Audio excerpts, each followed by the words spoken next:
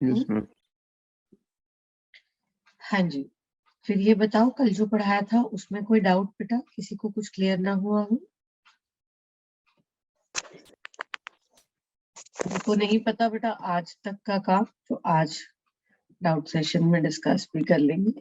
ये है एक जो आपने रिएक्शन बताई थी मैम वो आरसीएन वाली, उसमें आरएनसी है जो वो एसिडिक मीडियम में ही अटैक करता है, वो बेसिक मीडियम में क्यों नहीं करता मैम अटैक? क्योंकि एनसी में जो कार्बन होता है उस पे होता है नेगेटिव चार्ज, तो जब अटैक होएगा वो तो कॉर्नर से ही होएगा ना बेटा, और नेगेटिव चार्ज वाली चीज पे जो एसिड का H पॉजिटिव है वो तो अट्रैक्ट हो जाता है, लेकिन जो बेस का OH नेगेटिव है वो रिपेल हो जाता है। ठीक है, एनी अदर डाउट बेटा किसी को?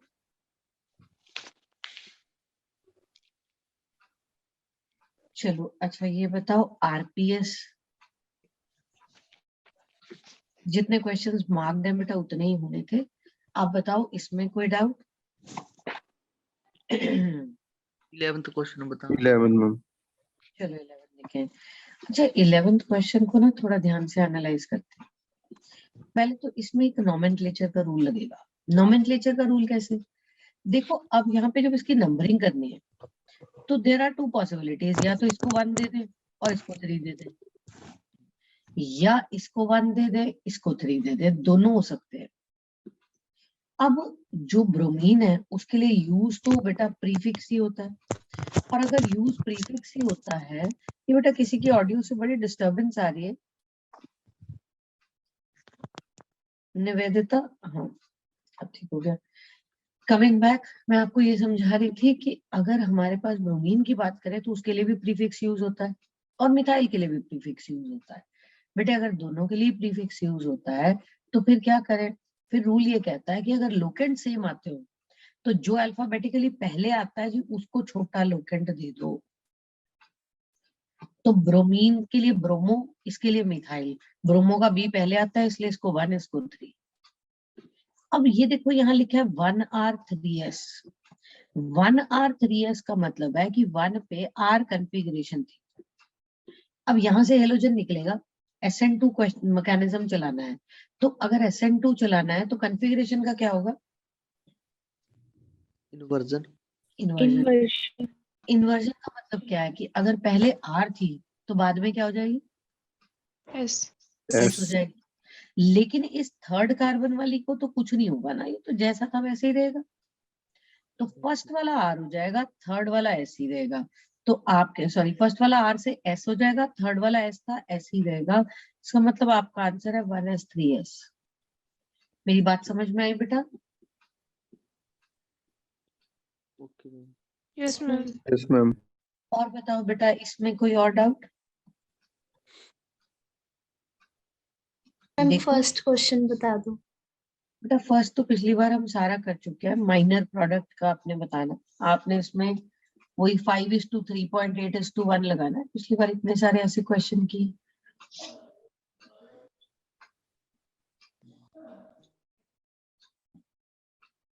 ये है एक्चुअली कितने प्रोडक्ट्स बनेंगे? या तो यहां बन जाए एक प्रोडक्ट, दूसरा यहां से बन जाएगा जी, तीसरा यहां से बन जाएगा, चौथा यहां से और पांचवा यहां से भी। माइनर मेजर की बात करें, क्लोरीनेशन है तो ये 3 प्राइमरी इंटू 1। बेटा ये एक जो है आपके पास टर्शरी इंटू 5, एक हाइड्रोजन वो भी टर्शरी वाला और उसकी 5 होती है।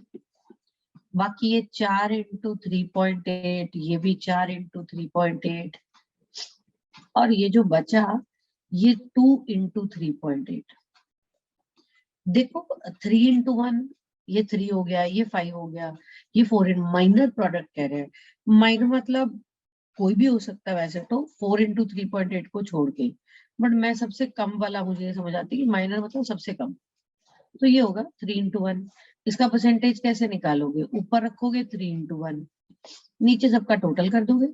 3 into 1 plus 1 into 5 plus 4 into 3.8 plus 4 into 3.8 plus 2 into 3.8 into 100 करो फॉर परसेंटेज, यहाँ से आंसर आ जाएगा। एनी अदर डाउट बेटा? 6th ma'am. 6th question, which of the following acids adds to propene in the presence of peroxide? बेटा anti Markovnikov का अब ये पिछली बार बेटे ये नहीं है कि जो पिछले चैप्टर में हो गया, ऑर्गेनिक में ना ऐसे नहीं होता। ऑर्गेनिक बहुत ज्यादा लिंक्ड है। जैसे पिछले चैप्टर में जो हमने खासकर हैलोजनेशन ऑफ एल्केन्स किया वो 5:3.8:1 वाला, और ये जो एल्कीन एल्काइन पे HX का एडिशन किया वो सारा कुछ यहाँ भी इंक्लूड होता है। वर्ड्स रिएक्शन किया वो सब यहाँ भी इंक्लूड होता है। तो ये नहीं है कि पिछला करके हमने भूल जाना है, हमें ऑर्गेनिक बहुत ज्यादा लिंक्ड है। आप एक चैप्टर को दूसरे चैप्टर से अलग तोड़ नहीं सकते हो। तो ये एल्कीन पे एंटी मार्कोनिकॉफ किया तो है आपने हाइड्रोकार्बन में, सिर्फ HBr ही दिखाता है और कौन दिखाता है? यस मैम, हो जाएगा। अच्छा आप 6th पूछ रहे थे, वैसे 6th भी हो जाएगा, मोनोक्लोरिनेशन ऑफ आइसोपेंटेन। हमने कॉपी में यही वाला किया हुआ बेटा, आइसोपेंटेन ही किया हुआ, याद करो। आइसोपेंटेन का ही मैंने कराया कि टोटल 6 होते हैं और इसमें से मेजर कौन सा होता है, पिछली बार वाला खोल के देखो, उसमें आपको आइसोपेंटेन कॉपी में ही नोट्स में ही मिल जाएगा। ठीक है, ढूंढ लोगे या मैं ढूंढ के दिखा दूं? नहीं मैम, हो जाएगा। हो जाएगा। चलो बेटा ऐसा है ना, ऑर्गेनिक बहुत ज्यादा लिंक्ड है, और खासकर halogenation of alkanes, Wurtz reaction और एल्कीन एल्काइन पे हैलोजन का एडिशन, एल्कीन एल्काइन पे HX का एडिशन। ये 3-4 रिएक्शंस तो ऐसे हैं, अभी मैंने हेडिंग्स लिखी भी हुई है, मैं आपको दिखा भी दूंगी कि भी आपने दोबारा करने ही करने इस चैप्टर के लिए। और बताओ बेटा मैम यहाँ क्वेश्चन नंबर 3 का जो सेकंड पार्ट है उसमें मैम SN2 से बोला है इसको करने के लिए। तो मैम SN2 में नॉन पोलर या पोलर एप्रोटिक की होती है ज्यादा, तो उस केस में तो मैम फ्लोरीन की सबसे ज्यादा नहीं होगी न्यूक्लियोफिलिसिटी। कौन से क्वेश्चन की बात कर रहे हो? मैम थर्ड क्वेश्चन के सेकंड पार्ट की। थर्ड क्वेश्चन के सेकंड पार्ट में फ्लोरीन कहाँ गया? नो मैम, मतलब कि फ्लोरीन क्लोरीन ब्रोमीन ऐसे करके चलता है ना ऑर्डर। नहीं जी, बिल्कुल भी नहीं। SN1 हो या SN2 बेटा, हमने क्लियरली लिखा है order Yes, of ma'am. Reactivities RI greater than R, BR greater than R, CL greater than RF बेटा। ठीक है, ओके मैम, चाहे SN1 चले या SN2। Okay ma'am. Any other doubt बेटा? No ma'am. अच्छा आप लोगों के टेस्ट में 2 आंसर की चेंज थी, मुझे लगता है मैं आपके बैच में नहीं बताया, मैंने बता दिया था क्या? जो पिछला टेस्ट था उसमें 50 के आंसर की 3 और 84 के आंसर की 2 नहीं चेंज बता दिया था। बता दिया था, लगा शायद मैं भूलना नहीं। ठीक है, अच्छा बेटा चले आगे फिर। Yes ma'am. चलो जी, अब हम बढ़ते हैं आगे बेटा। कल हमने जो किया वो एलिमिनेशन के मैकेनिज्म्स किए थे बेटे, कि एलिमिनेशन रिएक्शंस जिसमें हमने E1, E2, E1CB मैकेनिज्म पढ़े कि, और फिर हमने पढ़ी हॉफमैन एलिमिनेशन। हॉफमैन एलिमिनेशन जो कि 4 केसेस में है मेनली। एक तो जब बेस स्टेरिकली हिंडर्ड हो तब, एक बेटा जब आपके पास E1CB मैकेनिज्म चल रहा हो तो वो एसिडिक हाइड्रोजन निकलेगा जो ज्यादा एसिडिक है, एक जब एल्काइल हैलाइड खुद स्टेरिकली हिंडर्ड है तब, और चौथा जब आपके पास कोई स्ट्रांगली इलेक्ट्रॉन विड्रॉइंग ग्रुप लगा है। अब उसके बाद आते हैं E वर्सेस SN पर। ये बड़ा इंपॉर्टेंट टॉपिक है जी, क्योंकि इसके बेसिस पर हमारे बड़े सारे क्वेश्चन सॉल्व हो जाते हैं। देखो E वर्सेस SN पता है क्या है? जब आप SN रिएक्शन करा रहे थे तो आप एल्काइल हैलाइड को किससे ट्रीट करते हो? SN रिएक्शन में एल्काइल हैलाइड के ऊपर क्या अटैक करता है? न्यूक्लियोफाइल। और जब आप अभी एलिमिनेशन करा रहे थे तो आप एल्काइल हैलाइड को आपने एलिमिनेशन में किससे ट्रीट किया? बेस। देखो जब सब्स्टिट्यूशन करानी थी, SN कराना था, तो आपने एल्काइल हैलाइड को न्यूक्लियोफाइल से ट्रीट किया। जब आपने एलिमिनेशन करानी थी तो आपने एल्काइल हैलाइड को बेस से ट्रीट किया। आइडिया ये है बेटा, इन जनरल जो इलेक्ट्रॉन रिच है वो बेस भी है, वो न्यूक्लियोफाइल भी। तो एक बात ये होती है कि जब एल्काइल हैलाइड पे कोई न्यूक्लियोफाइल या बेस अटैक करने के लिए जाती है तो दोनों पॉसिबिलिटीज होती है, एसएन रिएक्शन भी हो सकता है, एलिमिनेशन भी हो सकता है। अब ई वर्सेस एसएन ये है कि कहाँ कौन सा डोमिनेट करेगा, कि किस केस में एलिमिनेशन ज्यादा होगी, किस केस में सब्स्टिट्यूशन। बिकॉज ऑर्गेनिक में तो it is all about major product ना, कि हम मेजर प्रोडक्ट कौन सा देखते हैं। तो जब हम किसी एल्काइल हैलाइड को किसी बेस या न्यूक्लियोफाइल से ट्रीट करेंगे तो प्रोडक्ट क्या बनेगा, ये तीन चीजों पे डिपेंड करता है। प्रोडक्ट क्या बनेगा मतलब एलिमिनेशन वाला प्रोडक्ट ज्यादा बनेगा या सब्स्टिट्यूशन वाला ज्यादा बनेगा। तीन चीजें, one the nature of the alkyl halide, कि एल्काइल हैलाइड प्राइमरी है या सेकेंडरी है या टर्शरी है।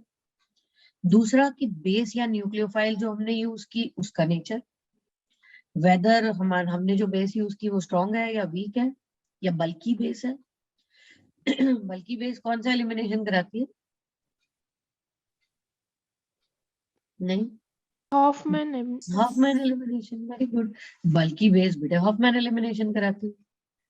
अच्छा, रिएक्शन कंडीशन कि लो टेम्परेचर पे करा रहे हैं या हाई टेम्परेचर पे, सॉल्वेंट कौन सा यूज कर रहे हैं, पोलर प्रोटिक यूज कर रहे हैं या नॉन पोलर या पोलर एप्रोटिक। आपको पता है पोलर प्रोटिक यूज करेंगे तो कौन सा फेवर होगा, SN1 SN1 या E1 भी। अब तो E1 भी पढ़ लिया, E1 में भी वैसा ही चलेगा। और अगर नॉन पोलर या पोलर एप्रोटिक सॉल्वेंट लेंगे तब SN2 SN2 या E2। ठीक है। अच्छा, अब देखो अलग अलग हम बात करते इन जनरल। अगर टेम्परेचर हाई है तो एलिमिनेशन होगी। क्यों? एलिमिनेशन और सब्स्टिट्यूशन में क्या फर्क है, थोड़ा समझते हैं। जब आपकी सब्स्टिट्यूशन होनी है तो सब्स्टिट्यूशन में तो ये होना है कि यहां से एक एक्स निकलेगा, एक बॉन्ड टूटेगा, उसकी जगह एक बॉन्ड बन भी जाएगा, है ना। एक्स निकलेगा, न्यूक्लियोफाइल आ जाएगी वहां पे। तो एक ही बॉन्ड टूटता है, एक ही बॉन्ड बनता है। ये तो हो गई सब्स्टिट्यूशन। सब्स्टिट्यूशन या एसएन रिएक्शन। और एलिमिनेशन में क्या होता है? बॉन्ड ब्रेक होता है, डबल बॉन्ड आ जाता है। डबल बॉन्ड आ जाता है। एलिमिनेशन में कितने बॉन्ड टूटते हैं सोचो, ये एक्स वाला ये एच वाला, दो बॉन्ड टूटते हैं Yes ma'am. और एक बॉन्ड बनता है। टूटते दो हैं, बनता एक है। अब एक बात बताओ, बॉन्ड को तोड़ने के लिए एनर्जी देनी पड़ती है या रिलीज होती है? रिलीज। बॉन्ड को तोड़ने के लिए एनर्जी रिलीज होती है। नहीं पड़ती देनी है। पड़ती है। बेटा बॉन्ड को तोड़ने के लिए तो एनर्जी देनी पड़ती है, और बॉन्ड के बनने में एनर्जी Release होती है। रिलीज होती है।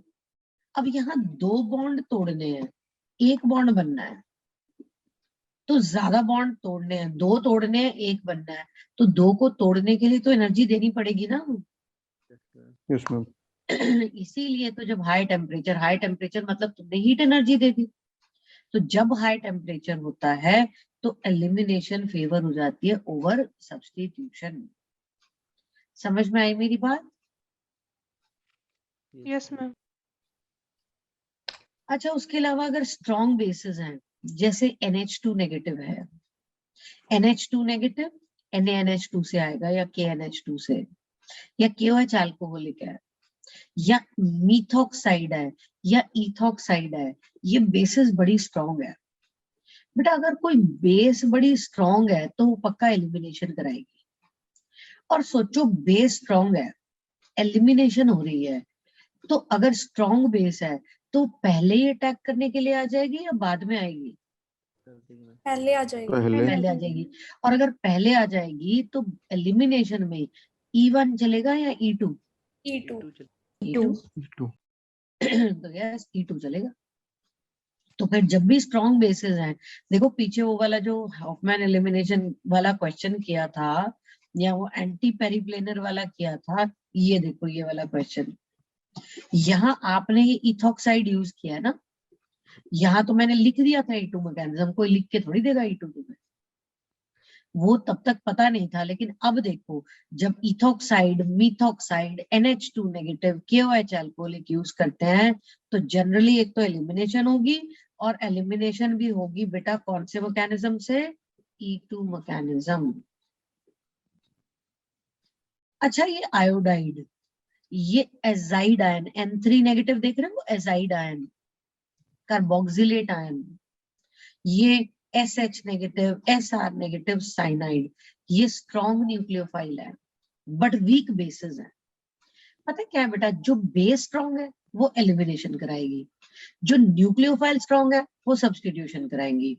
ये ज्यादा अच्छी न्यूक्लियोफाइल्स है, तो अगर ये ज्यादा अच्छी न्यूक्लियोफाइल्स हैं तो क्या कराएंगी, एलिमिनेशन या सब्स्टिट्यूशन? सब्स्टिट्यूशन। सब्स्टिट्यूशन।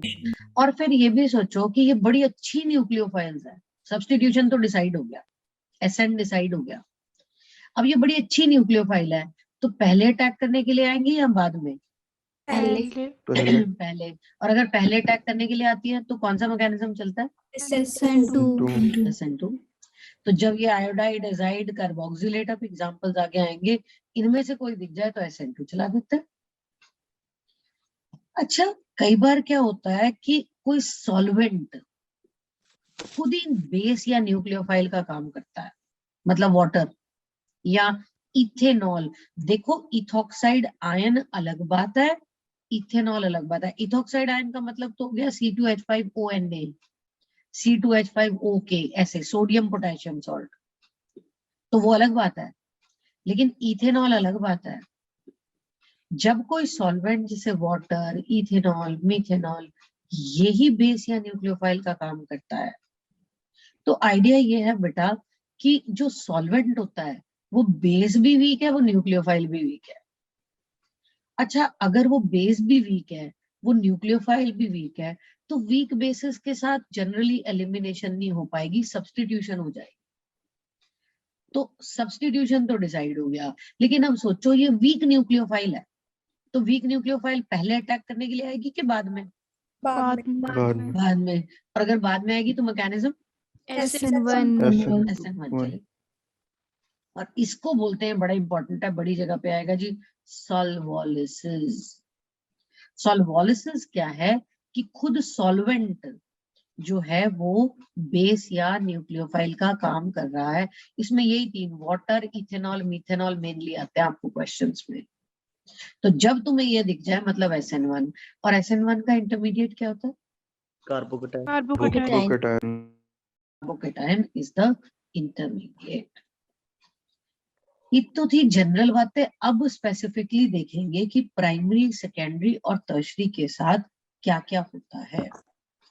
अच्छा प्राइमरी ज्यादातर प्राइमरी में एलिमिनेशन, वैसे भी एलिमिनेशन का ऑर्डर क्या था? टर्शरी, सेकेंडरी, प्राइमरी में से एलिमिनेशन सबसे ज्यादा चांस किसका होता है रिएक्टिविटी? टर्शरी। याद करो मैंने बार बार समझाया कि एलिमिनेशन चाहे E1 से हो या E2 से हो, जनरल ऑर्डर वही रहेगा, टर्शरी, सेकेंडरी, प्राइमरी। और ऐसा क्यों होगा? Why tertiary is more reactive? Carbocation ज्यादा stable। बेटे कल भी यही सवाल किया था और कल भी तुमने गलत आंसर दिया था, मैंने एक्सप्लेन किया था, फिर दोबारा उसी पे अटके हो तुम। मैं कह रही हूँ चाहे एलिमिनेशन में E1 चले या E2 चले, फिर भी टर्शरी ज्यादा रिएक्टिव है। क्यों? Beta hydrogen.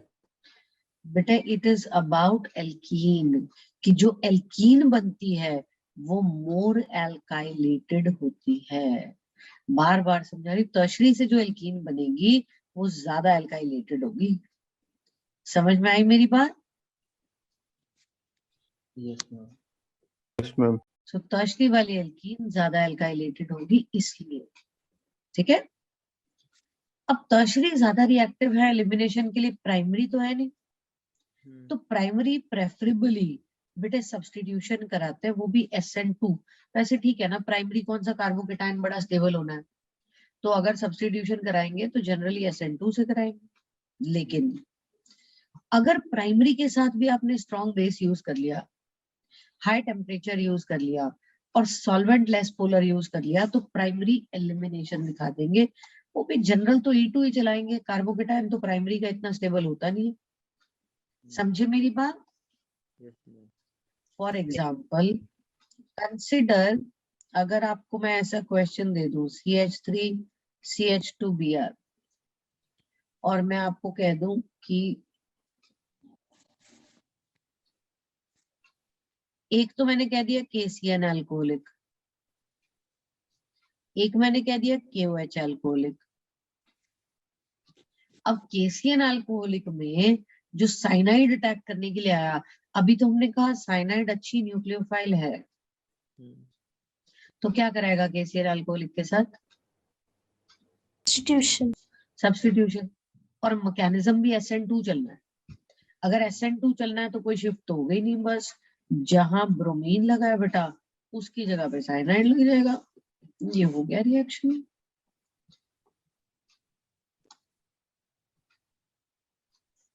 और KOH अल्कोहलिक के साथ क्या कराएगा?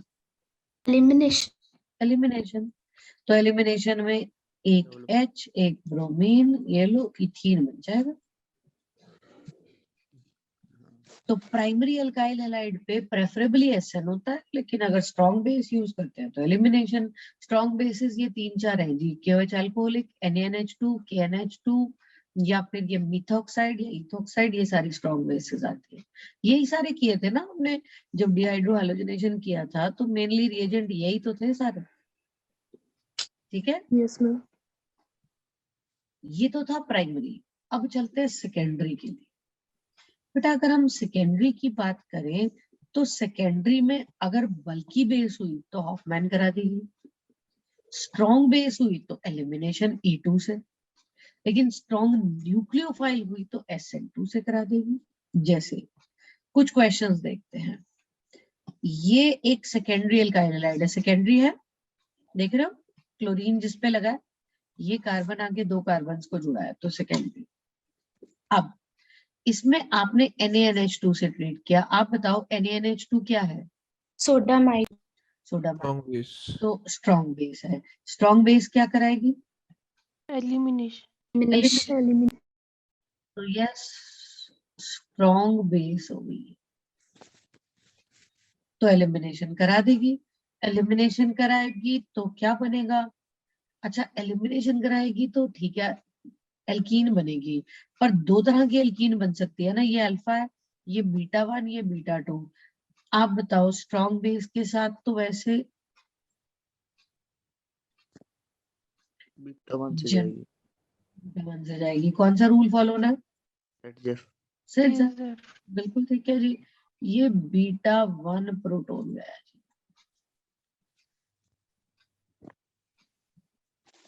तो ये प्रोडक्ट हो गया ब्यूटुइन।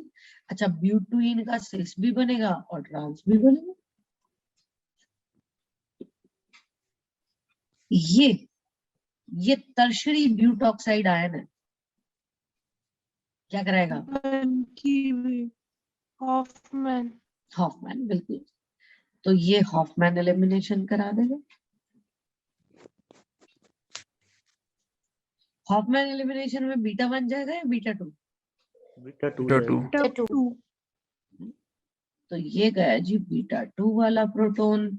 तो मेजर प्रोडक्ट ब्यूट 1 इन है।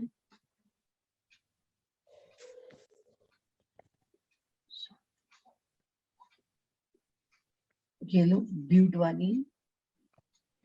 अच्छा और ये क्या है? CH3COONA।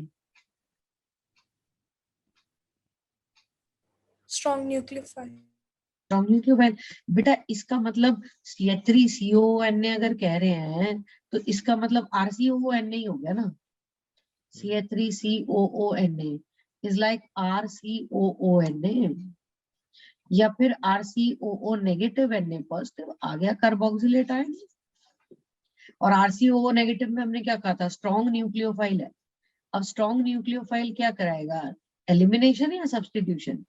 Substitution. सब्स्टिट्यूशन। वो भी स्ट्रॉन्ग है तो पहले ही अटैक करने के लिए आ जाएगा, तो मैकेनिज्म कौन सा चलेगा? SN2. SN2।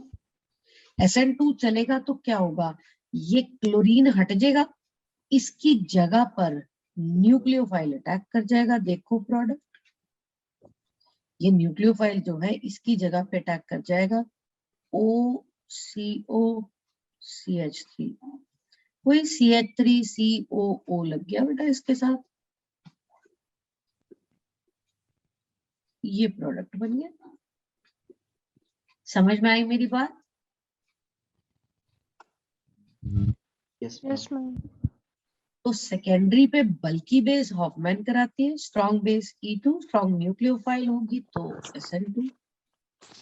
टर्शरी, अच्छा टर्शरी प्रेफरेबली शो एलिमिनेशन। आप याद करो जब हम वर्ड्स रिएक्शन करा रहे थे तो क्या tertiary alkyl halide words reaction दिखाते हैं? No, ma'am. नहीं। टर्शरी एल्काइल हैलाइड को सोडियम से ट्रीट करो तो क्या मिलता है?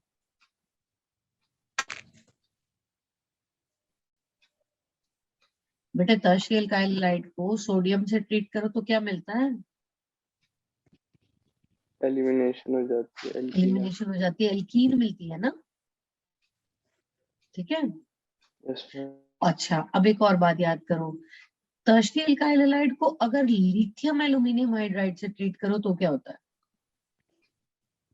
रिएक्शन नहीं होता, Action हो जाती. नहीं होता, रिएक्शन होता है, होता है। रिडक्शन नहीं होती। हाँ रिडक्शन नहीं होती। नॉर्मली तो आपने ये पढ़ा ना कि एल्काइल हैलाइड में आप लिथियम एल्यूमिनियम, बेटा ये रिडक्शन वाला रिएक्शन भी यहाँ आएगा इस चैप्टर में, तो ये भी यहाँ इंक्लूड होता है। तो नॉर्मली आपने पढ़ा वो जो इतने सारे रिएजेंट थे, है ना, zinc copper couple ethanol, zinc acetic acid, zinc NaOH, zinc HCl, lithium aluminium hydride, HI red phosphorus, ये सारे क्या करते हैं, जहां एल्काइल हैलाइड थी RH को RH में चेंज कर देते हैं। लेकिन लिथियम एल्यूमिनियम हाइड्राइड जो है टर्शरी के साथ एलिमिनेशन दिखाता है, तो टर्शरी के साथ लिथियम एल्यूमिनियम हाइड्राइड ने भी एलिमिनेशन दिखाई, टर्शरी के साथ सोडियम ने भी एलिमिनेशन दिखाई। तो आइडिया ये है कि टर्शरी की एलिमिनेशन के चांसेस ही बड़े ज्यादा। वैसे भी हमने ये कहा ना रिएक्टिविटी टर्शरी की एलिमिनेशन के लिए बहुत ज्यादा होती है, तो प्रेफरेबली एलिमिनेशन दिखाता है। अगर बहुत वीक बेस या न्यूक्लियोफाइल है तब सब्स्टिट्यूशन दिखाता है, अदरवाइज मेनली उसने एलिमिनेशन दिखानी है। जैसे टर्शरी में हम KOH एक्वस डाल दें या KCN डाल दें तो तब भी टर्शरी में एलिमिनेशन हो जाती है। वैसे तो नॉर्मली KOH एक्वस के साथ आप सब्स्टिट्यूशन दिखाते हो ना, Yes, ma'am. Yes ma'am. यहाँ एलिमिनेशन हो जाती, एलिमिनेशन हो जाएगी तो यहाँ से ब्रोमीन निकलेगा, साथ वाले से कोई H निकलेगा, प्रोडक्ट कुछ ऐसा बनेगा जी।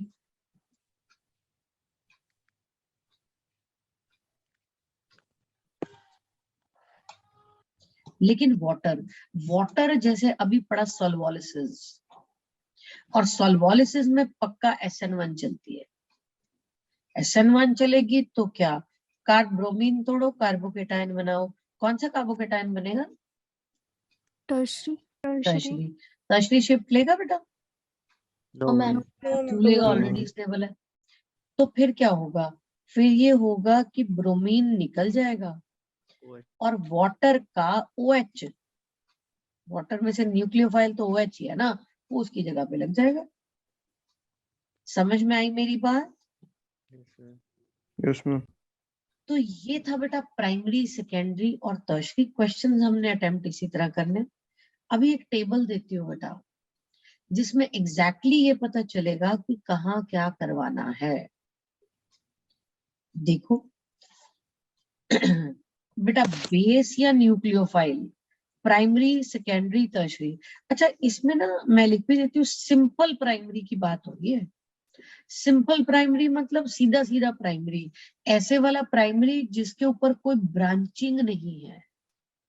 अगर बेटे कई बार ऐसे होता है कि प्राइमरी है और उसके साथ वाले पे ब्रांचिंग है, कि साथ वाला कार्बन जो है वो ब्रांच्ड है, तो तब क्या होता है कि तब आपने उसमें शिफ्ट करा देनी है, क्योंकि कार्बोकेटायन अगर स्टेबल बनता हुआ शिफ्ट के बाद भी तो कार्बोकेटायन मैकेनिज्म चल पड़ेगा। कार्बोकेटायन मतलब अगर न्यूक्लियोफाइल अच्छी है तो SN1, और अगर बेस न्यूक्लियोफाइल सॉरी वीक है तो SN1, और बेस है तो E1। लेकिन ये प्राइमरी का मतलब यहाँ पे होता है सिंपल प्राइमरी, कि ऐसा वाला प्राइमरी जिसमें कोई ब्रांचिंग नहीं है। तो देखो अगर सिंपल प्राइमरी है या सेकेंडरी है या टर्शरी, KOH अल्कोहलिक और NH2 नेगेटिव, NH2 नेगेटिव का मतलब होता है NaNH2 या KNH2, तो ये तो प्रेफरेबली एलिमिनेशन ही कराते हैं। बेटे जहां शोर नहीं ना होता वहां पर ई लिख के छोड़ दिया कि होनी तो एलिमिनेशन है। आप सोचो ना टर्शरी में क्या फर्क पड़ता है कि E1 से हो या E2 से। अभी अभी टर्शरी से करके देखा, ये टर्शरी से ये एल्कीन बनी, क्या फर्क पड़ता है कि E1 चला या E2, यही प्रोडक्ट बनना था ना। Yes ma'am. अगर कार्बोकेटाइन बन भी जाएगा तो वो बड़ा स्टेबल है, उसने शिफ्ट तो लेनी नहीं, तो प्रोडक्ट तो उससे भी यही बनेगा, E2 चलेगा तब भी यही बनेगा। तो टर्शरी के साथ ई लिखकर छोड़ दिया।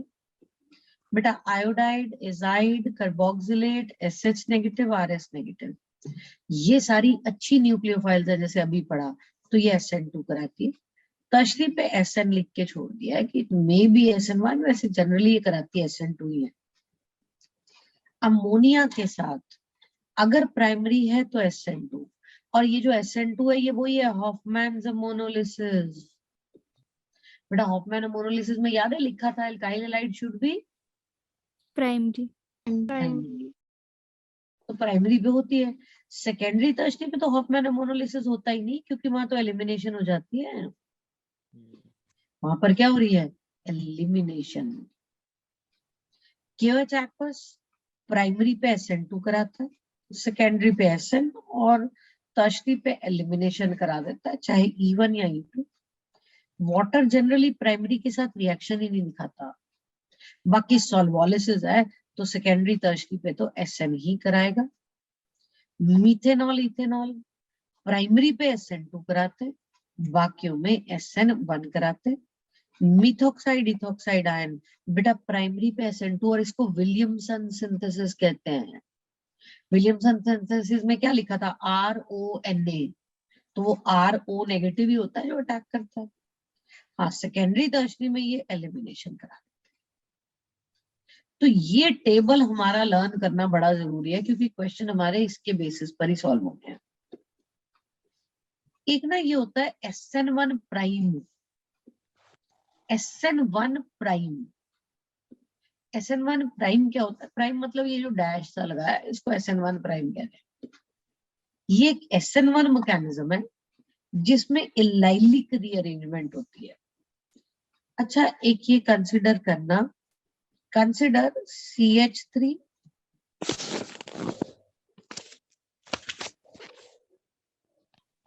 ये एलाइल हैलाइड है, देख रहे हो, देखो ये डबल बॉन्ड वाले कार्बन, ये साथ वाला कार्बन, ये क्लोरीन, एलाइल हैलाइड। अब इसमें अगर हमने कोई SN1 मैकेनिज्म कराना, तो SN1 मैकेनिज्म में क्या होगा, इंटरमीडिएट क्या होता है जी, कार्बोकेटाइन। कार्बोकेटाइन कैसे बनेगा, किसको तोड़ के कार्बोकेटाइन बनाए, Halogen. हैलोजन। तो क्लोरीन को तोड़ते हैं जी, कार्बोकेटाइन बनाते हैं ये लोग, ये क्लोरीन तोड़ती है। क्लोरीन तोड़ा तो आपका कार्बोकेटाइन ये वाला बना।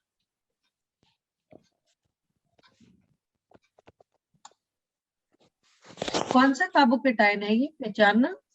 प्राइमरी। प्राइमरी तो है, कुछ और भी कह सकते हो, रेजोनेंस स्टेबलाइजर। रेजोनेंस स्टेबलाइज, कोई नाम भी दे सकते हो इसको। एलाइली कार्बोकेटाइन। एलाइल बेटा, एलाइल बिल्कुल जी, एलाइल या allylic, because doubly bonded carbon का साथ वाला कार्बन, तो ये एलाइल कार्बोकेटाइन है। एलाइल कार्बोकेटाइन में कुछ अभी अभी आपने कहा कि इसमें तो हो सकती है रेजोनेंस, तो हो भी जाएगी रेजोनेंस। और रेजोनेंस कैसे होगी कि ये डबल बॉन्ड उठ के इधर आ जाएगा, यही होगा ना।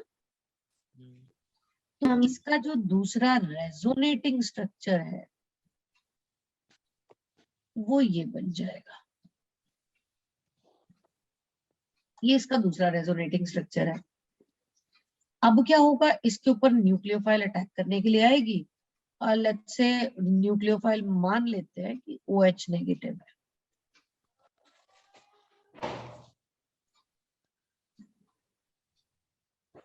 ये प्रोडक्ट बन गया।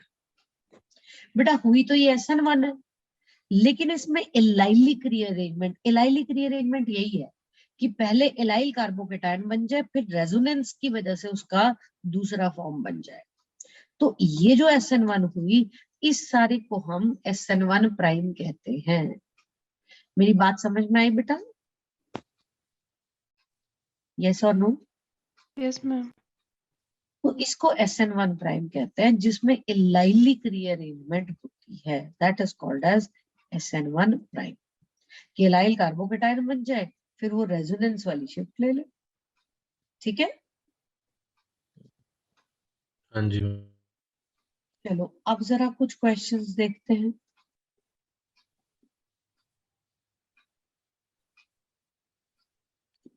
चलो देखें, क्वेश्चन कह रहा है सूटेबल सॉल्वेंट CH2Br था, CH2OH हो गया, कौन सा सॉल्वेंट यूज करेंगे आप ही बताओ आंसर। KOH। ये 4 ऑप्शन है जी आपके सामने, इन्हीं में से ढूंढना है। अगर NaOH ले रहे हो वहां पे तो KOH क्यों यूज करोगे सॉल्वेंट? आप एनालाइज करो ना बेटा, यहाँ सब्स्टिट्यूशन हुई है कि एलिमिनेशन, आप ये बताओ। सब्स्टिट्यूशन। सब्स्टिट्यूशन, ठीक है। अब थोड़ा दूसरा सोचते हैं, SN1 मैकेनिज्म चला है या SN2?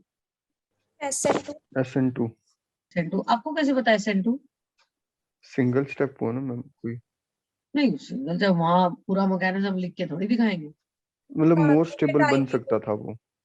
हाँ बिल्कुल, अब आप आए पॉइंट पर कि ये शिफ्ट लेके टर्शरी बन सकता था, लेकिन इसने नहीं लिया है, इसका मतलब पक्का SN2 चला है।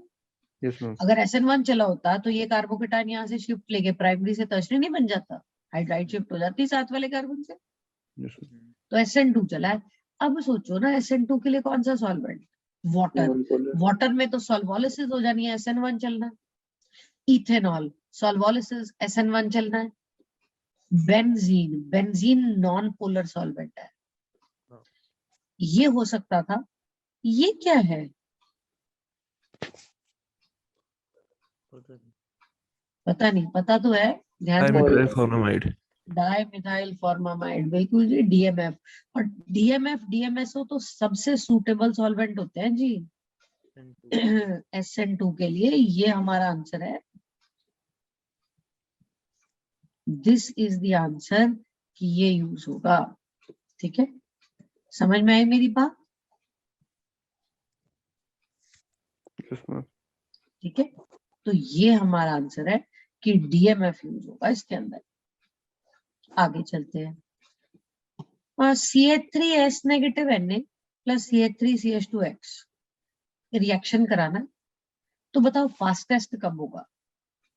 फास्टेस्ट करने से पहले ये सोचो कि ये हो क्या रहा है। ये एल्काइल हैलाइड है RX, इस पे RS नेगेटिव अटैक कर रहा है, RS नेगेटिव। RS नेगेटिव अभी अभी काफी कुछ पढ़ लिया। RS नेगेटिव क्या कराएगा, एलिमिनेशन या सब्स्टिट्यूशन? सब्स्टिट्यूशन। सब्स्टिट्यूशन, और वो भी SN2 मैकेनिज्म से। तो स्ट्रॉन्ग न्यूक्लियोफाइल है, अभी तो कहा हमने। ये देखो RS नेगेटिव SN2 मैकेनिज्म से कराता है प्राइमरी एल्काइल हैलाइड पे, तो SN2 चलना है। वो कहते हैं कि ये रिएक्शन सबसे तेज कब होएगा? बेटा जब X क्या है, X को इस रिएक्शन में क्या एक्ट करना है, SN चलना है, इसने इस पे आके अटैक करना है, तो X will act as what? Nucleophile. Leaving group. Yes, leaving का काम करेगा। X has to act like the leaving group। मतलब एक तरह से पता है ये क्वेश्चन क्या पूछ रहे हैं?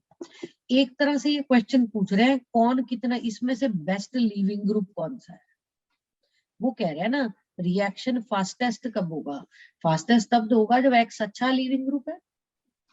तो एक तरह से लीविंग ग्रुप एबिलिटी की बात कर रहे हैं। अब लीविंग ग्रुप एबिलिटी किस पे डिपेंड करती थी, याद है? Leaving group ability inversely related to basicity.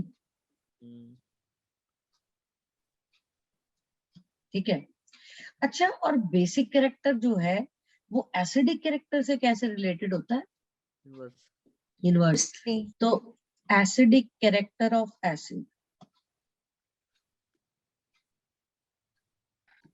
अब जरा इन ऑप्शंस को देखते हैं।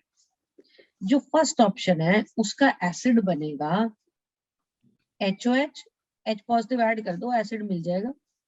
सेकंड ऑप्शन से HF, थर्ड ऑप्शन से HOCOCF3, या ठीक से लिखूं तो ये है CF3COH, और फोर्थ ऑप्शन से HOCOCH3, या ठीक से लिखूं तो ये CH3COH है। अब इन चारों में से स्ट्रॉन्गेस्ट एसिड कौन सा है आप बताओ, ऑर्डर कर। फोर्थ वाला कार्बोक्सिलिक एसिड, ये नहीं है, थर्ड थर्ड थर्ड है। तीन फ्लोरीन भी तो लगे विड्रॉइंग ग्रुप, तो थर्ड जो स्ट्रॉन्गेस्ट एसिड है उसी का लिविंग ग्रुप एबिलिटी आयन की ज्यादा होनी है ना, तो Yes, ma'am. बस आंसर मिल गया, आंसर हमारा थर्ड। ठीक है, यस मैम। और देखते हैं जरा question. Which one of the following will undergo fastest elimination with KOH alcoholic? अच्छा, ये कौन सा एल्काइल हैलाइड है, ये जो चारों बने हुए हैं कौन सा एल्काइल हैलाइड है, प्राइमरी सेकेंडरी टर्शरी में से सेकेंडरी सेकेंडरी, और KOH अल्कोहलिक, वापस पीछे चलते हैं, सेकेंडरी और KOH अल्कोहलिक क्या होना है, E2 में। E2 E2, तो E2 करानी है। E2 के लिए कल पढ़ा था, कैसी ज्योमेट्री चाहिए, पेरीप्लेनर। एंटी पेरीप्लेनर, मतलब ये ब्रोमीन अगर वेज से निकलेगा तो साथ वाला हाइड्रोजन कहां से निकलेगा, डैश। डैश। ऐसा करते हैं अगेन, इन चारों के प्रोडक्ट बनाते हैं सर। फर्स्ट ऑप्शन से क्या मिलेगा, अगर ब्रोमीन इधर वेज से गया, इधर वाले हाइड्रोजन वेज पे है, डैश पे है हाइड्रोजन इधर, एक है, नो मैम। बिल्कुल है, क्यों नहीं, एक है। अगर वेज पे मिथाइल लगा है तो डैश पे हाइड्रोजन तो है ही है, यस मैम। तो फर्स्ट वाले से जो प्रोडक्ट मिलेगा वो प्रोडक्ट बनाते हैं ना। देखो ईज ऑफ डिहाइड्रो हैलोजनेशन में ये भी तो लिखा था, जिसका जितना स्टेबल प्रोडक्ट वो जल्दी रिएक्ट करेगा, ये प्रोडक्ट बनेगा ना, सॉरी BR कह रही, ये प्रोडक्ट बनेगा फर्स्ट वाले से। समझ में आई मेरी बात, major Yes, ma'am. Product set rule के मुताबिक और एंटी पेरीप्लेनर को भी कंसीडर करते हुए, ठीक है। हम्म, ऐसा है ना बेटा, ये हाइड्रोजन ये अगर अल्फा है, लिख देती हूँ, ये अगर अल्फा है तो ये बीटा है, ये ऊपर वाला भी तो बीटा है, लेकिन अगर इधर से जा सकता है बीटा 1 से तो इधर से ही जाएगा, क्योंकि अगर वो वेज से गया तो डैश से हाइड्रोजन निकलेगा। अच्छा, हम सेकंड ऑप्शन में देखते हैं, डैश से ब्रोमीन गया तो हाइड्रोजन कहाँ से निकलेगा, वेज से। वेज से।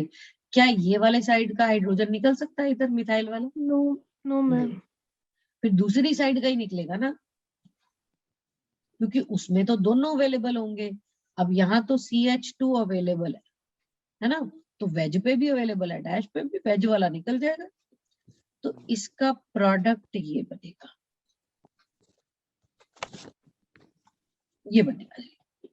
आगे चलते हैं, यहाँ तो कोई वेज डैश बना के नहीं दिया हुआ, तो अगर आपका ब्रोमीन यहाँ से निकल रहा है बेटा, तो आपका ये वाला भी निकल सकता था, ये वाला भी, फिर अल्फा हाइड्रोजन ज्यादा वाला बनाएंगे, वो आप बना के देख लेना, ज्यादा अल्फा हाइड्रोजन वाला ये बने, ये मोर अल्फा हाइड्रोजन वाला, और अगर ऊपर भी बनाओगे तो वो एक ही बात हो जाएगी। और fourth option, again fourth option में भी कोई वेज डैश तो बना के नहीं दिया हुआ, अगर ये अल्फा है तो ये भी बीटा है, ये भी बीटा है, ठीक है, ये बीटा 1 ये बीटा 2, तो इससे जो आपके पास प्रोडक्ट बनेगा ये बन जाएगा। अब वो कह रहा है कि फास्टेस्ट, बेटे फिर वही बात है कि जिसकी जितनी ज्यादा रिएक्टिविटी है वो उतना तेज रिएक्ट करेगा, फास्टेस्ट रिएक्ट करेगा, और इस बात पे डिपेंड करती है रिएक्टिविटी की प्रोडक्ट कितना स्टेबल है। अब ये 4 प्रोडक्ट तुम्हारे पास है, देखो सबसे स्टेबल कौन सा है, सबसे स्टेबल कैसे डिसाइड करें, एल्कीन्स है ये, कैसे डिसाइड करें, ortho meta para, alpha benzene, hydrogen. Alpha hydrogen बेटे, बेंजीन तो ये देखो ये डबली बॉन्डेड कार्बन है, ये अल्फा, ये भी अल्फा, ये भी अल्फा। कितने अल्फा हाइड्रोजन है? 4 5 7 7 7। ये देखते हैं, ये डबली बॉन्डेड, ये CH, ये CH2, अल्फा अल्फा, कितने हो गए? 3। ये डबली बॉन्डेड, ये CH2, ये CH2, अल्फा अल्फा, 4। ये डबली बॉन्डेड, ये CH2, ये CH2, अल्फा अल्फा, 4। उन्होंने तो फास्टेस्ट पूछा था, तो आंसर क्या है? फर्स्ट। फर्स्ट, क्योंकि जिसकी जितनी स्टेबल बनी वो उतना ज्यादा रिएक्टिव है। ये मिल गया हमारा आंसर। समझ में आई मेरी बात बेटे? अभी कुछ और क्वेश्चंस देखते हैं जी।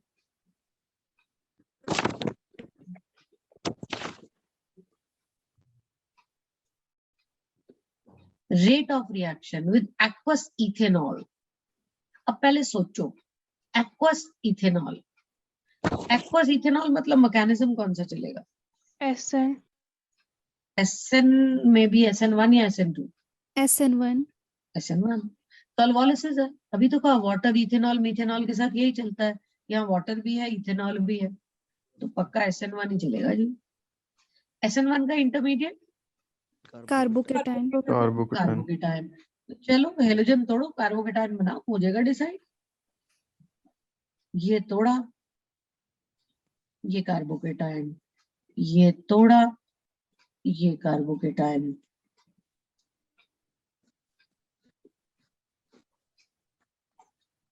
बताओ जी क्या आंसर लिखूं? सेकंड। सबसे ज्यादा रिएक्टिव सेकंड? फर्स्ट में बस यस, ये देखो। और ये वाली कॉन्जुगेशन तो बड़ी इंपॉर्टेंट होती है, लोन पेयर सिंगल पॉजिटिव, तो सबसे आगे आ गया फर्स्ट। उसके बाद second. Second second fourth third tertiary carbocation बन गए। फोर्थ में फिर उसके बाद फोर्थ, फोर्थ। ब्रिजेड वाले तो बड़े कम रिएक्टिव होते हैं ना, SN1 के लिए भी SN2 के लिए भी। चलो अगला देखो, एल्कोहलिक KOH डाल दिया जी इस पे। जब इस पे एल्कोहलिक KOH डाल दिया, कौन सा मैकेनिज्म चलेगा? अच्छा पहले ये डिसाइड करो, ये प्राइमरी सेकेंडरी टर्शियरी कौन सा है? ये कौन सा अल्काइल हैलाइड है? ये हेलोजन लगा ना, क्लोरीन इस कार्बन को जुड़ा है। सेकेंडरी। सेकेंडरी तो सेकेंडरी पे एल्कोहलिक KOH क्या कराने वाला है? एलिमिनेशन। एलिमिनेशन। बिल्कुल जी, एलिमिनेशन कराने वाला है, और वो भी E2 मैकेनिज्म से। अगर E2 से कर रहे हैं तो क्लोरीन इधर से जाएगा, तो ट्रांस वाला हाइड्रोजन जाएगा ना क्लोरीन का, देख रहे हो?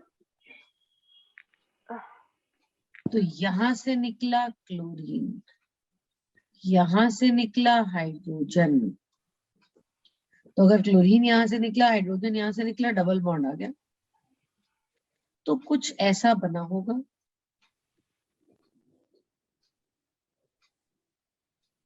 अब ये OH में बाहर की तरफ दिखा रही हूँ, अंदर भी हो सकता था, लेकिन उससे कोई फर्क नहीं पड़ता। ये OH लग गया, ये क्या बन गई? इनोल। इनॉल, very good. और इनॉल विल टॉटोमराइज टू कीटो। मोनोकार्बोनिल में तो कीटो ही ज्यादा स्टेबल होते हैं, तो ये टॉटोमराइज कर जाती है। तो टॉटोमराइजेशन कैसे होती है बेटा? इसका H इसके पास जाता है, ये डबल बॉन्ड इधर आ जाता है, तो आपके पास कुछ ऐसा बनेगा। ये डबल बॉन्ड है, ठीक है।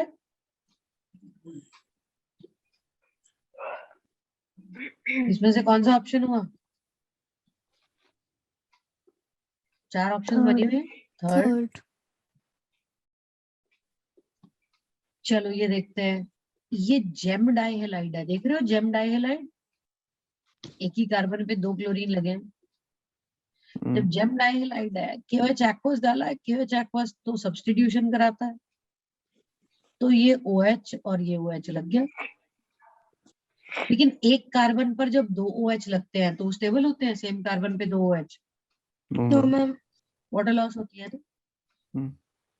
ये देखो यहां से वाटर निकल जाएगा और आपके पास जो बनेगा वो ये है कि यहाँ डबल बॉन्ड लग जाएगा। समझ में आई मेरी बात?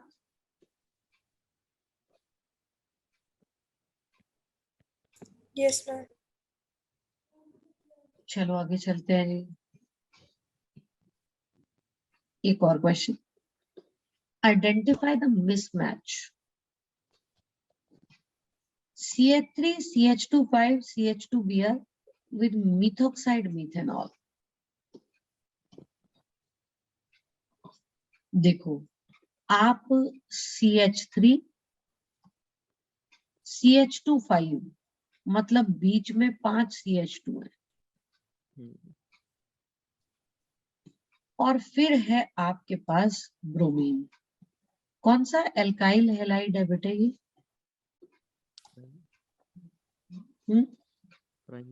प्राइमरी। देखो जब मिथॉक्साइड और मिथेनॉल दोनों लिखे हैं ना, तो आपका ये है मेन मिथॉक्साइड, ये तो सिर्फ सॉल्वेंट का काम कर रहा है, सॉल्वोलिसिस नहीं है ये। सॉल्वोलिसिस तब होता है जब अकेला मिथेनॉल डला होता, ये मिथॉक्साइड भी है। अब ये प्राइमरी और सिंपल प्राइमरी, इसमें कोई ब्रांच नहीं है, कहीं कोई ब्रांचिंग भी नहीं है। सिंपल प्राइमरी पे मिथॉक्साइड, जरा वापस उस टेबल पे चलते हैं, देखना सिंपल प्राइमरी ये रहा और मिथॉक्साइड आयन ये रहा। मिथॉक्साइड आयन क्या होना है बेटे? SN2। तो अब उस क्वेश्चन को देखो, SN मेजर E माइनर, ठीक है, SN2 तो लिखा नहीं पर SN ही होना है, तो इसका मतलब ये तो करेक्ट मैच है। हमें मिसमैच ढूंढना था, फिलहाल ये तो करेक्ट है, कोई प्रॉब्लम नहीं है। आगे देखते हैं, CH3 CH2 whole thrice CBr, it is like this कि CH3 CH2 कार्बन के साथ 3 CH2 CH3 लगे हैं,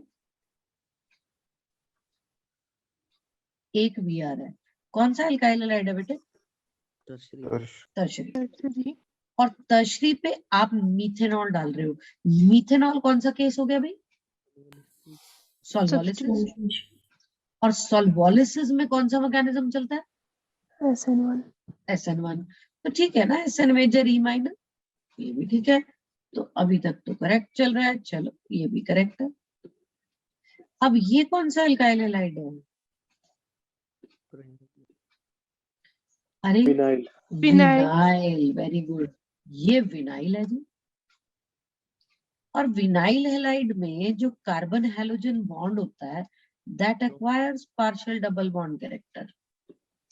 तोड़ना मुश्किल है, तोड़ना मुश्किल है। तो फिर याद है विनाइल हैलाइड में जब सेकंड स्टेप में हाइड्रोकार्बन में कराया था कि स्ट्रॉन्ग बेस चाहिए होती है, और वैसे भी सोचो NH2 नेगेटिव स्ट्रॉन्ग बेस ही है, तो स्ट्रॉन्ग बेस क्या कराएगी, एलिमिनेशन या सब्स्टिट्यूशन? एलिमिनेशन। तो फिर ठीक लिख लेना E मेजर और SN माइनर, ये भी ठीक है। अच्छा ये कौन सा अल्काइल हैलाइड है? This is like CH3 CH CH3Br, secondary है। और सेकेंडरी पे SH नेगेटिव, SH नेगेटिव क्या कराता है? सब्स्टिट्यूशन कराता है, वो भी SN2 मैकेनिज्म से। पर यहाँ तो लिखा है SN माइनर E मेजर, फिर ये हो गया हमारा आंसर कि ये मिसमैच है। समझ में आई मेरी बात?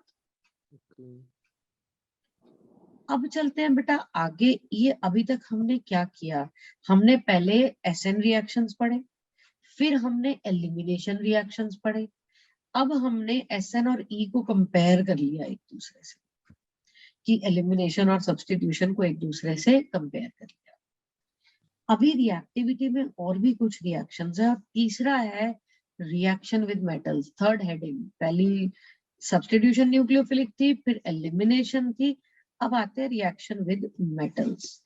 रिएक्शन विद मेटल्स में ये दो हम ऑलरेडी कर चुके हैं, फिर वही बात मैंने कहा ना, ये यहाँ भी इंक्लूड होते हैं, वर्ट्स रिएक्शन और फ्रैंकलैंड रिएक्शन, ये ऑलरेडी कर चुके हैं।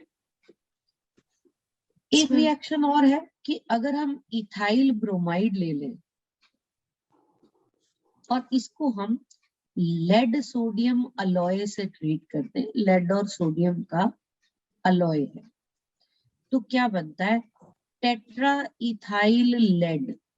ऐसे लिख सकते हैं ना, ईटी लिख सकते हैं ना इथाइल को, ठीक है, और टेट्रा इथाइल लेड लिख देती हूँ, टेट्रा इथाइल लेड, और या इसको TEL इन शॉर्ट बोलते हैं इसे। बेटा टेट्रा इथाइल लेड ना, पहले इसको यूज करते थे anti knocking agent in petrol. Anti knocking agent पता है क्या होता है, जैसे हम वो पुराने जमाने वाली वो जो खटारा स्कूटर होती है ना, जब कोई स्टार्ट करता है तो ठक ठक ठक ठक की आवाज नहीं आती, उस आवाज को नॉकिंग बोलते हैं। आजकल हम लोग जो पेट्रोल डीजल यूज करते हैं बेटा, उसमें एंटी नॉकिंग एजेंट डले होते हैं कि जिससे कि इंजन में आवाज ना आए। पहले इसको यूज करते थे एंटी नॉकिंग एजेंट के तौर पे, आज की डेट में नहीं करते। क्यों? क्योंकि बेटा लेड जो है उससे बड़े पॉइजनस कंपाउंड्स बनते हैं, पॉल्यूशन होती है। कभी देखा है पेट्रोल पंप पे लिखा होता है कई जगह पे अनलेडेड पेट्रोल, क्योंकि उसमें लेड नहीं डाला है, ये टेट्राइथाइल लेड नहीं डाला है। समझ में आई मेरी बात बेटे? This was earlier used as anti-knocking agent in fuels। Fuels में इसको एंटी नॉकिंग एजेंट यूज करते थे। अब आते हैं जी फोर्थ रिएक्शन पे, ये इंपॉर्टेंट भी है, ग्रिजनार्ड रिएजेंट का प्रेपरेशन।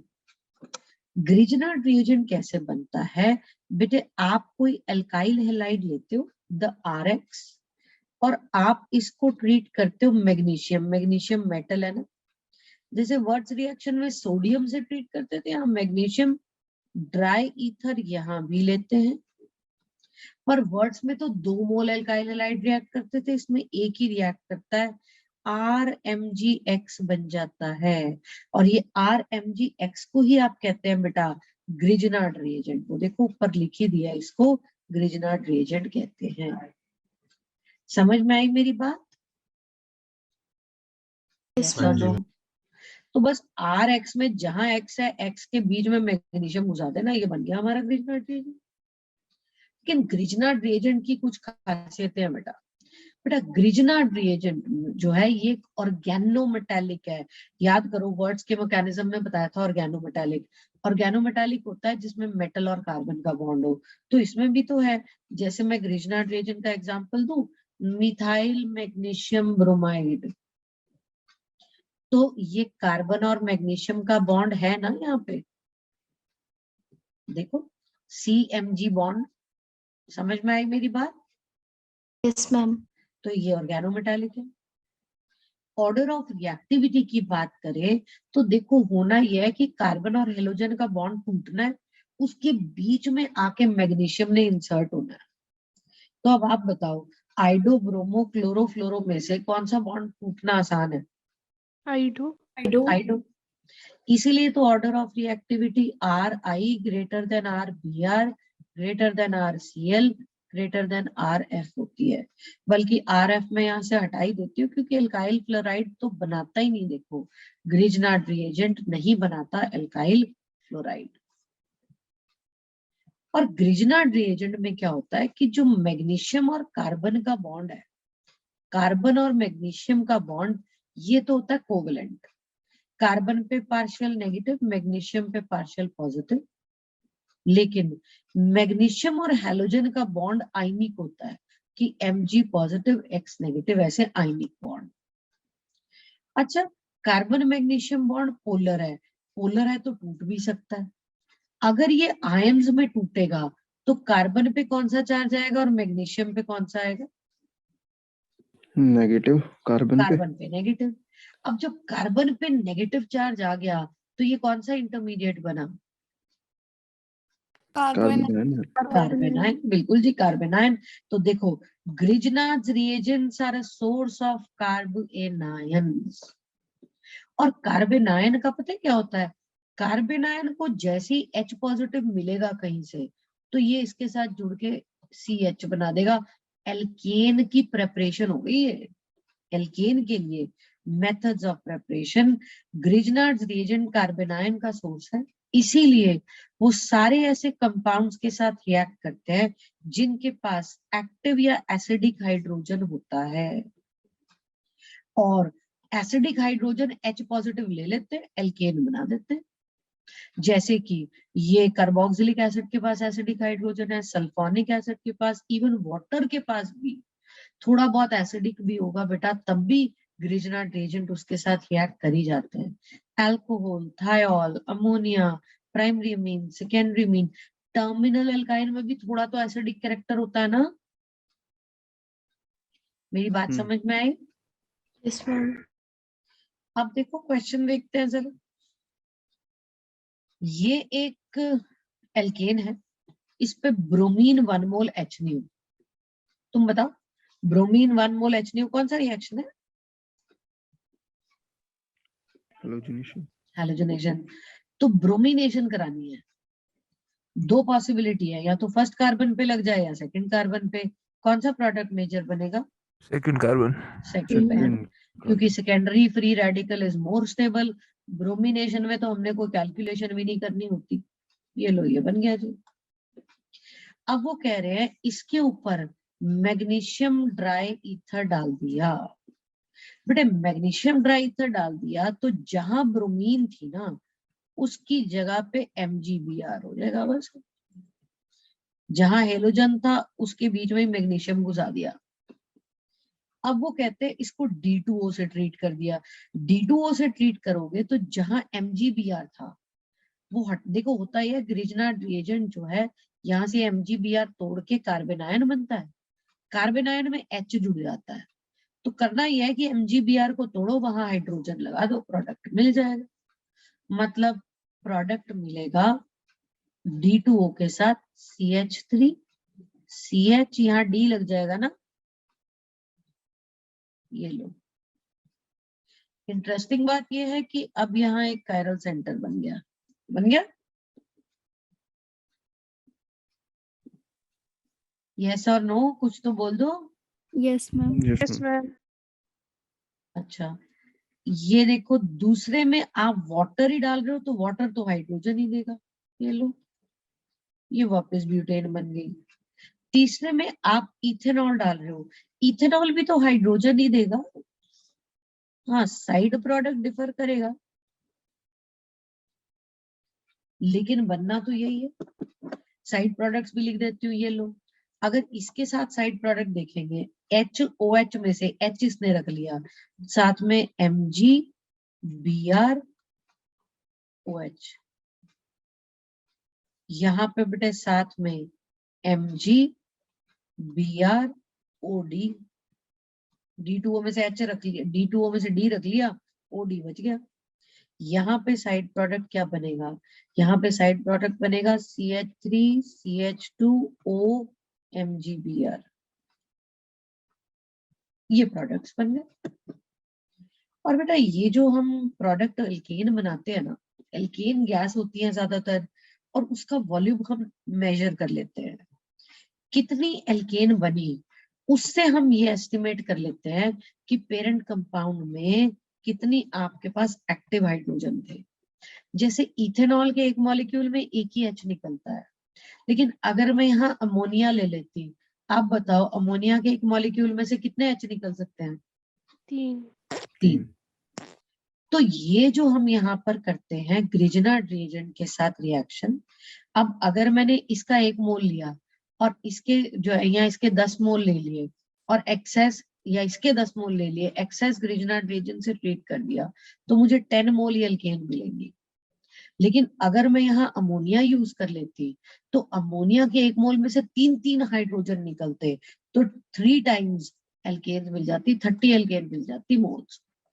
तो ये हम नंबर ऑफ मोल्स एस्टिमेट कर सकते हैं from the number of moles of active hydrogen containing compound and the alkane obtained. Number of active and acidic hydrogen in the compound can be estimated or calculated. इसको कहते हैं बेटा Zierer-Wittenau's active hydrogen determination. और बाकी ग्रेजनार्ड्स reagent oxygen और carbon dioxide के साथ भी रिएक्ट करते हैं, इसलिए उनको एनहाइड्रस बिना पानी के उस कंडीशन में प्रिपेयर कराते हैं, नहीं तो वो पानी के साथ रिएक्ट कर जाएंगे। और एयर के बिना ऑक्सीजन के साथ कार्बन डाइऑक्साइड के साथ भी उनका रिएक्शन होता है। समझ में आई मेरी बात बेटा? यस और नो? Yes ma'am. अच्छा, इसके अलावा बेटा इसकी रिएक्टिविटी में ये देखो, फ्रिडल-क्राफ्ट एल्काइलेशन जो हम ऑलरेडी कर चुके हैं, याद करो, carbocation shift, reduction of alkyl hide, उसमें बड़े सारे जो है हमारे पास वो होते थे, जो है रिएजेंट्स होते। आइसोमराइजेशन बिल्कुल उसी तरह से होती है जैसे एल्केन्स में हुई थी, कि अगर आप मान लो कोई प्राइमरी एल्काइल हैलाइड ले लेते हैं, आप इसको ट्रीट करते हैं एनहाइड्रस AlCl3 और HCl, एल्केन में ऐसा किया था आपने, कुछ नहीं, कार्बोकेटायन बनता है, शिफ्ट ले लेता है, ये टूटता है, ये कार्बोकेटायन बनेगा, यहाँ से ले लेगा मिथाइल शिफ्ट, तो ये बन जाएगा।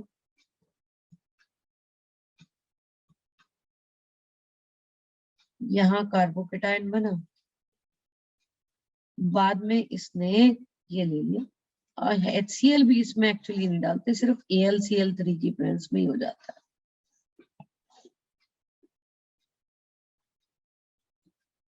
तो अब यहाँ Cl लग जाएगा, Cl नहीं, चलो यहाँ पे Cl ही कर देती हूँ बेटा ओरिजिनल वाले में।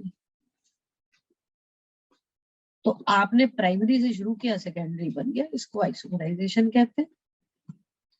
ये थी बेटा आपकी मेथड्स ऑफ रिएक्टिविटी, और ये 3-4 ऐसे रिएक्शंस हैं, एल्केन में हैलोजनेशन, एल्कीन एल्काइन में HX, एल्कीन एल्काइन में हैलोजन CCl4 जो हमारा साइक्लिक हेलोनियम आयन मैकेनिज्म था, और हैलोजन वाटर। सिर्फ हेडिंग्स ही लिखी है मैंने क्योंकि हम ऑलरेडी हाइड्रोकार्बन में कर चुके हैं, तो ये सारा आपने दोबारा वहां से जरूर पढ़ना है, ठीक है।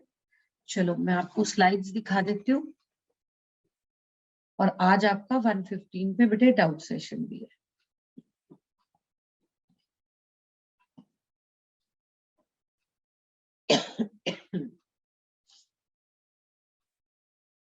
आज हमने यहाँ से शुरू किया बेटे,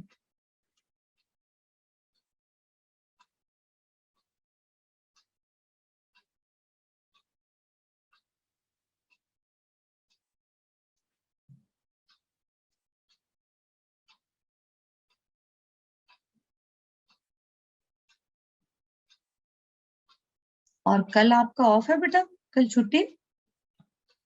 Yes, ma'am. चलो मैं आज शाम को, नहीं तो मैक्सिमम कल मॉर्निंग तक मैं ये आज वाला भी ऐड करके आपको क्वेश्चंस भेज दूंगी। जिनको भी चाहिए बेटा वो अपना नाम और बैच नंबर मुझे व्हाट्सएप कर देना, so I will send you also.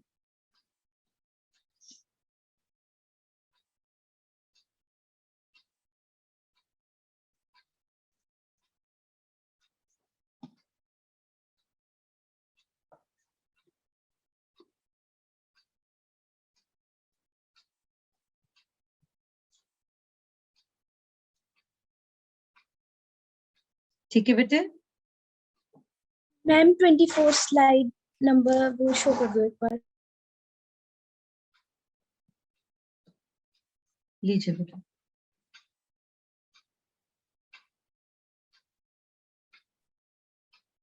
कर दूं stop share? Yes ma'am. Yes, चलो ma'am. ठीक है बेटे।